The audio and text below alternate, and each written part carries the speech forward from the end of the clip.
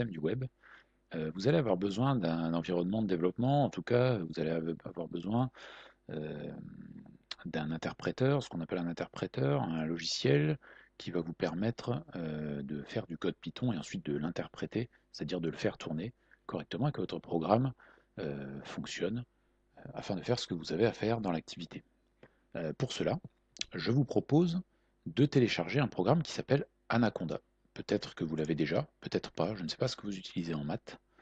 En tout cas, moi je vous propose de télécharger Anaconda. Alors Anaconda, c'est une suite de logiciels, comme vous voyez ici, avec plein de choses très intéressantes pour des développeurs en Python. Nous, ce qui nous intéresse en vrai, c'est cette partie-là, c'est Spider. Le problème, c'est pas un problème, mais Spider fait partie de la suite Anaconda. Donc je vous mettrai l'adresse en lien dans la description de la vidéo sur YouTube. Donc ne cherchez pas, enfin si vous voulez vous pouvez la réécrire, mais ne cherchez pas trop, vous pourrez cliquer dessus dans la description de la vidéo. Vous cliquez sur Download. L'installateur fait 500 mégaoctets, donc ça risque de prendre un certain temps pour le télécharger. Lorsqu'il est téléchargé, vous l'exécutez. Donc vous exécutez votre installateur, OK, et ça va vous installer Anaconda. Je vais juste vous montrer là, les petites subtilités à bien prendre garde pour l'installation.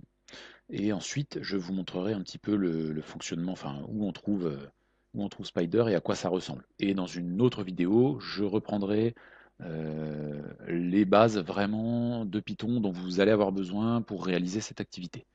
N'hésitez pas, dans la prochaine vidéo, mais je le redirai dans la vidéo, à bien faire pause et à refaire ce que je fais dans la vidéo, à le faire vous-même dans Spider, afin de vous familiariser un petit peu avec les fonctions et avec les méthodes dont vous allez avoir besoin euh, dans Python.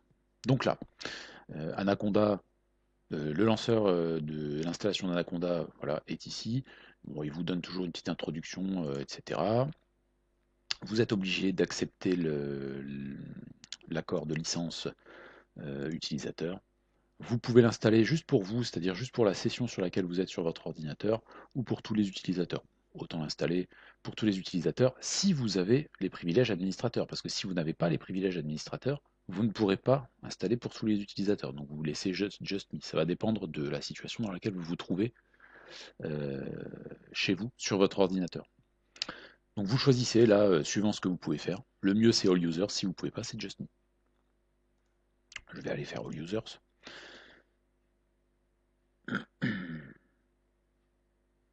Voilà, donc là, il commence à essayer de voir un petit peu ce qu'il va pouvoir installer, et Windows l'empêche de le faire, évidemment, puisqu'il faut les droits administrateurs, donc je l'accepte. Voilà.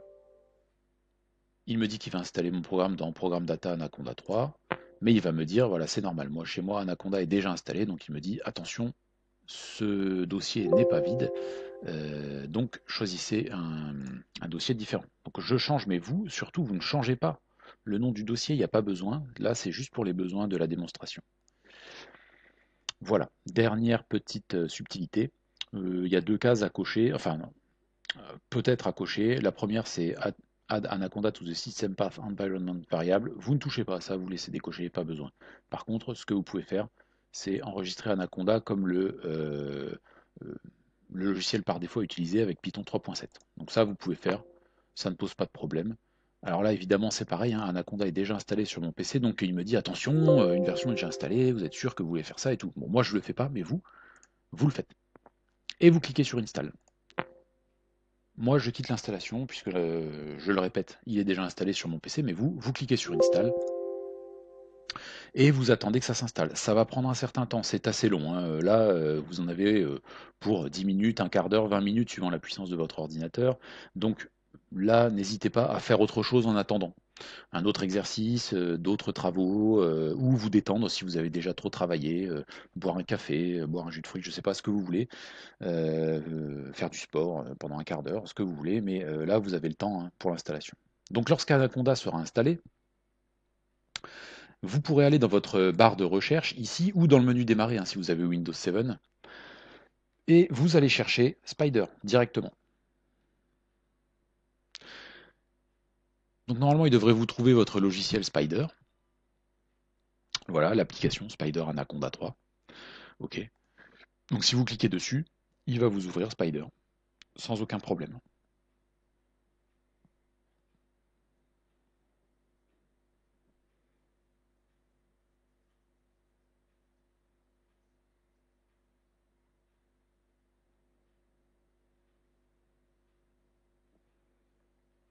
OK. Donc Spider est toujours en train de s'initialiser. Je vais vous présenter un petit peu le fonctionnement du logiciel, hein. Je ne vais pas vous rappeler les bases tout de suite de Python dont vous allez avoir besoin pour faire l'exercice. Là, je vais vous expliquer simplement le fonctionnement de Spider. Donc j'attends qu'il soit complètement chargé. Voilà, il va me dire que je peux le mettre à jour puisque la version 4.11 est disponible, mais pour l'instant, je m'en fiche.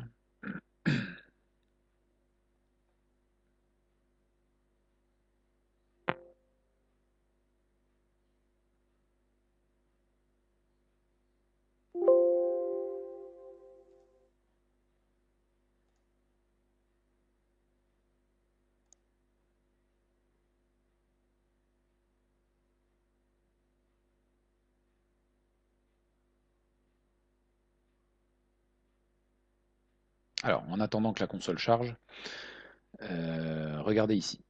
Ici, vous avez l'interface où vous allez pouvoir écrire un programme en Python. Vous avez vu ici, on a le nom du fichier temp.py. Les fichiers .py, ce sont des fichiers qui contiennent un script en Python. Donc ça indique à l'interpréteur que c'est un fichier Python et qu'il va pouvoir l'exécuter et l'interpréter. Ici, vous avez la barre qui va vous permettre d'effectuer la majorité de ce qu'on va faire lorsque l'on va créer un programme en Python et vouloir le tester. Lorsque vous créez votre programme, si vous voulez créer un nouveau programme, vous pouvez cliquer sur cette icône, nouveau fichier. Si vous voulez ouvrir un programme déjà existant ou modifier un programme que vous aviez commencé à fabriquer, c'est ouvrir un fichier et ensuite vous pourrez parcourir votre arborescence de fichiers afin de trouver le vôtre. Ici, vous avez des icônes très intéressantes qui vous permettent, d'enregistrer votre fichier et ici, d'enregistrer tous les fichiers si vous avez plusieurs fichiers Python ouverts. Vous allez voir, ce ne sera pas ici en SNT avec nous en seconde, mais pour ceux qui font l'option NSI ou pour ceux qui s'intéressent à la programmation en Python, vous aurez très très vite plusieurs fichiers d'ouvert puisque on va déporter certaines fonctionnalités dans d'autres fichiers Python. Mais ça, on le verra peut-être à la fin de l'année, mais c'est pas dit, vous le verrez sûrement en NSI. Ici, vous avez aussi toute une zone intéressante. Lorsque vous avez enregistré votre fichier Python, vous pouvez exécuter le fichier et votre fichier va s'exécuter dans la console ici.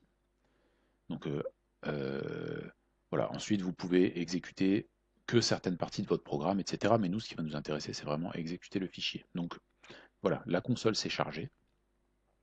Donc la console, c'est, vous savez, comme la ligne de commande qu'on a vu plus tôt, la ligne de commande Windows avec certaines commandes.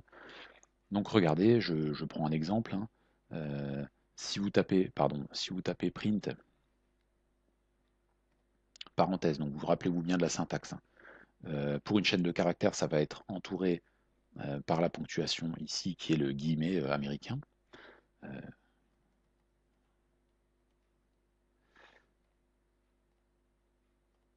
Voilà. Que va faire la console Python? Elle va interpréter mon print. Elle sait que print, ça veut dire afficher un texte, et elle va m'afficher le texte que je lui ai demandé d'afficher. Donc ça, c'est la console. Si vous voulez écrire un programme en Python, vous pouvez l'écrire directement dans un fichier et ensuite exécuter l'intégralité de votre programme. Par exemple, si je veux euh, qu'il m'écrive Hello World et puis une autre phrase ensuite, en même temps, en une fois, je peux écrire ici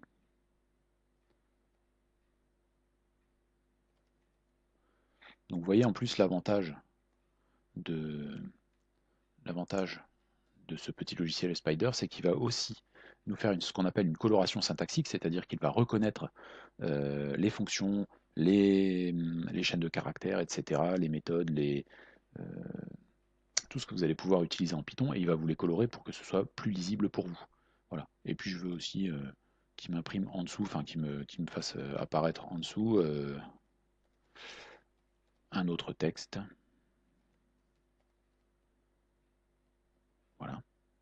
j'enregistre. Et ensuite, je fais fonctionner mon programme et il m'affiche ici le texte que je lui ai demandé en une seule fois. Puis il attend les nouvelles instructions. Voilà pour l'utilisation de Spider. Je vous ferai une prochaine vidéo où je vous rappellerai les bases euh, dont vous aurez besoin pour l'activité en Python, là, pour cet exercice pour la SNT, que vous pourrez regarder la prochaine fois.